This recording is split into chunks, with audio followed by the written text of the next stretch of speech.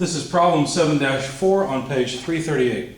Determine the internal normal force, shear force, and moment at points E and F in the beam. Okay, I think we can do that. Let's sketch the beam first so we understand what's going on. The beam is pivoted on one end. It has a distributed load. Perhaps this represents the weight of the beam. I don't know. It doesn't matter. It's a distributed load of 300 newtons per meter. Now, to prevent the beam from rotating, there is a cable attached at the end, let's just put it here, at B. And that cable runs up and over a pulley which goes up to the ceiling. And then the cable continues back to the center of the beam, which is point D. By the way, point A is here, point E is here, point D is next. They're all separated by a uniform distance, 1.5 meters, as well as F and B. So again, another 1.5 meters, 1.5 meters. Let's sketch a free body diagram of the system. And I'm interested in the beam in particular, and understand that the tension on both sides of the cable would be equal. Of course, the effect of this tension is different than the effect of this one. Not only is it at an angle, it's at a different point on the beam. And so the moment that this tension provides will be different than the moment that the other one provides. Now let's not forget our distributed load. I guess I'll put AY at the top to get it out of the way.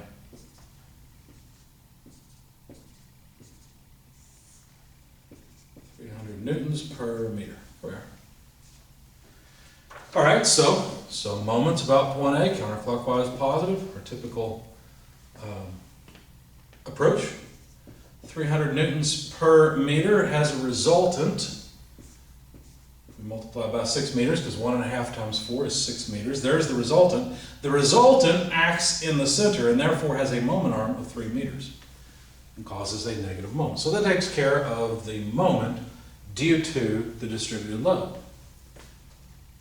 The y component of this tension, which would be right here,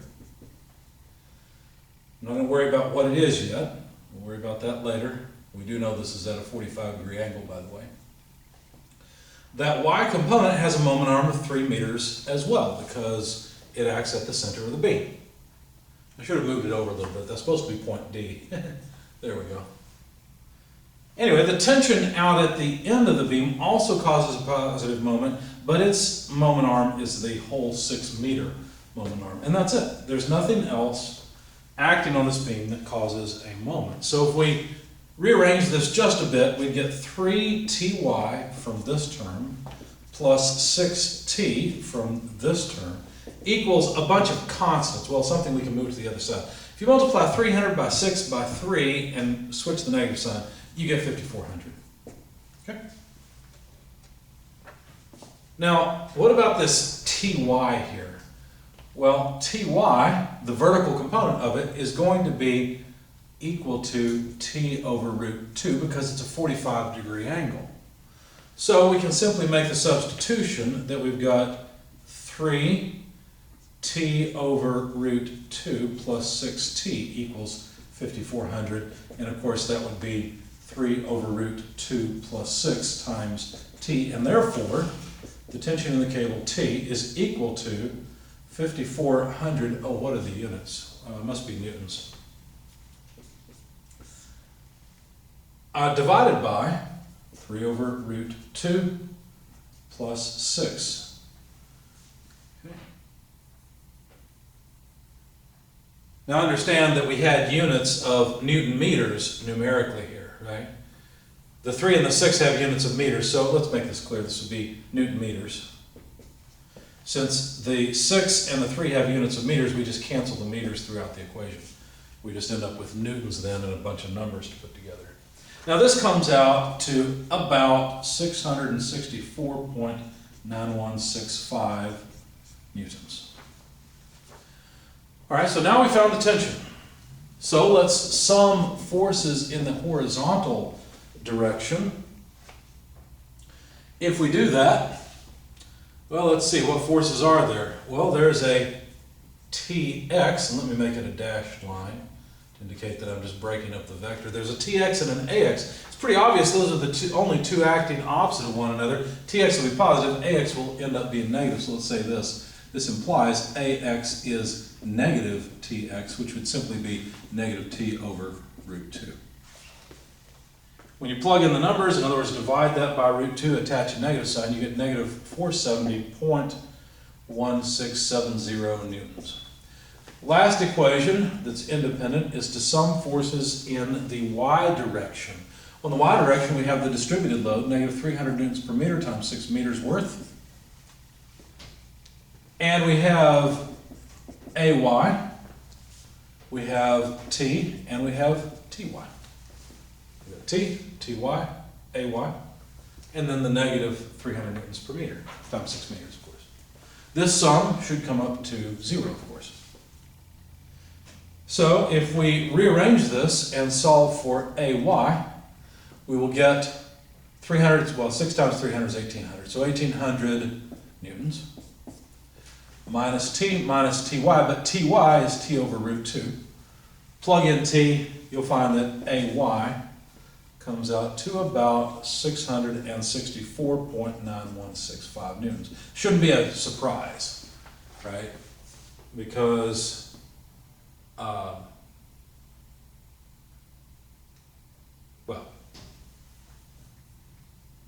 anyway, so that's what we need. 664.9165 newtons. Now that was all just fun and games. We found AY. I'm going to copy them down over here because I need the board space. We found AX. It's negative, there it is, 470.1670. We found T. That was 664.9165 newtons. And that's it. That was the whole point of all of the work we've done so far. Finding the tension in the cable or rope or whatever it is and the reactions at A. But what they really wanted us to do was to determine the internal normal force, shear force, and moment at points E and F in the beam. So we're interested in shear, moment, and normal force. And I don't like the term N for normal force here. I use the term P. Let me put a subscript for the letter that indicates the point. So that's what we want. We're not asking for the shear moment along the entire length of the beam, just the shear moment at particular points. In order to do that, I will take a free body diagram of the left-hand side. In other words, point A all the way to point E.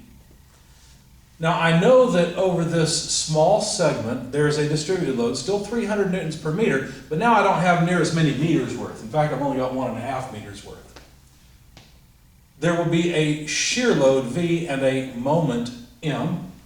And then there are the reactions, let's put it at the top, I guess, AY, AX, and guess what that means? Well, that means that the force P, required, the axial force, would be equal to AX. Now, since AX actually pulls the other way, P will actually be in this direction, it will be a tensile load. So PE will just be equal to AX, that's summing forces in the horizontal direction. It's pretty trivial. And tells us, oh, where did I write it down? There it is. PE is 470.17 or so. I just rounded this off a little bit further. What about the shear load V? Of course, we're at point E, so give them their subscripts, I suppose. Well, if we sum forces in the y direction, that should tell us the whole story. We've got negative 300 newtons per meter times only 1.5 meters worth. And we've got AY minus V. That's it. Those are the only forces acting in the vertical direction. And so the shear at E is just all this stuff. Well, let's see, we'll move this to the other side. So minus 300 times 1.5 would be minus 450 newtons. Plus AY, but AY we know is 664.9165 newtons. And so VE, the shear, will be, well, take 450 from that number, and that's it. It comes out to about 214.92 newtons. So there's the shear at point E. What about the moment? Well, to get the moment, we'll simply sum moments about point A, taking counterclockwise as positive. So that way AY, AX pass through it. And we'll have, first of all, the distributed resultant, 450 newtons, okay, which acts downward and so causes a negative moment, thus the sign. But we need the moment arm. This is just the resultant. The moment arm would be 0.75 meters because, of course, the resultant of the distributed load acts at the center of this section. It's supposed to be a 5. What else causes a moment? Well, VE causes a moment. It has a moment arm. It also has a negative moment. Its moment arm is 1.5 meters. From A to E is 1.5 meters, thus the moment arm of VE. What else? Well, then there's also the internal moment, ME, inside of the beam. And that's it. Those are the only things that cause a moment about A. So solving for ME, the moment in the beam at point E, we've got negative 450. Well, let's see, wait a second. It should be positive.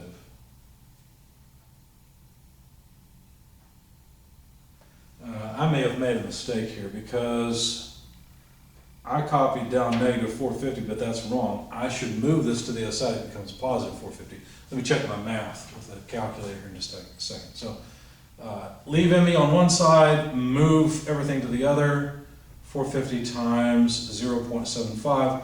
I'm going to drop the units. Of course, they end up being Newton meters, so it doesn't matter.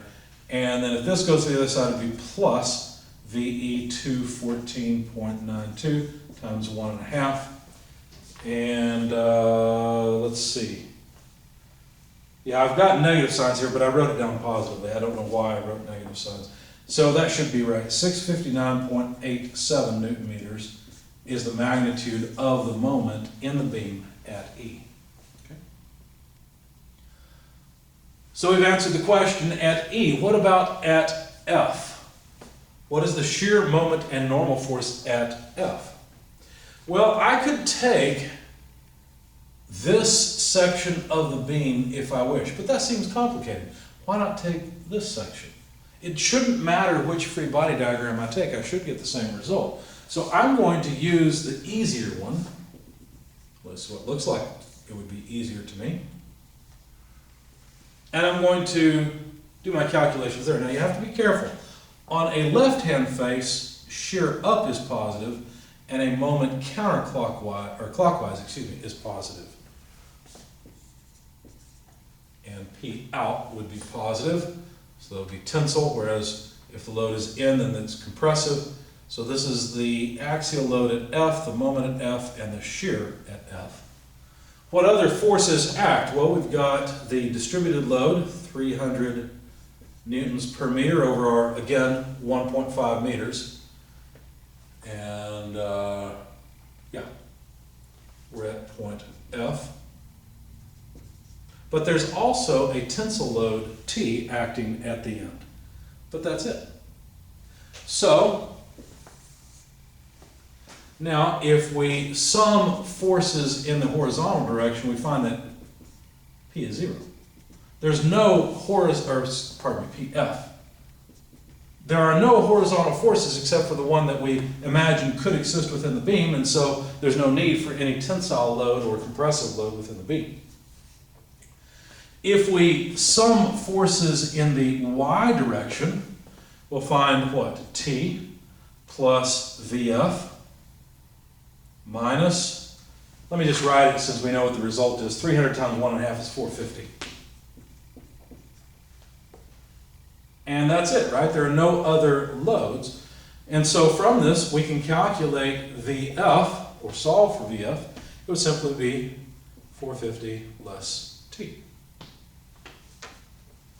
And so, since we know what T is, VF, 450 less 664, you get about negative 214.92 newtons. So there's the shear load. In other words, the shear on this face is actually acting downward, okay? And then finally, if we sum moments about point F, taking counterclockwise as positive, well then we'll have the moment within the beam, which is a negative moment because it's clockwise, and we'll have the moment of the tension force in the rope, 1.5 meters, minus the moment of the distributed load, so minus 450 newtons multiplied by its moment arm. Of course, I've just written down the resultant directly. The moment arm would be half of the width, 0.75 meters. So this sum should come up to 0. Rearranging for the moment within the beam, we'd have the tension times 1.5, I'm dropping my units, minus 450 times 3/4. Of course, we expect Newton meters. We know what the tension is, and so you plug in all the numbers. Of course, this is the moment, I should say, this is the moment at F, which is a different thing than the sum of the moments about point F. So the moment within the beam at F is what we're solving for. It's supposed to be a T, not a plus. There we go. Anyway, we know what the tension in the rope is, or cable, or whatever it is. So this comes out to 659.87 or so Newton meters. So now we've solved for the normal force, the shear force, and the moment load at 2 points within the beam.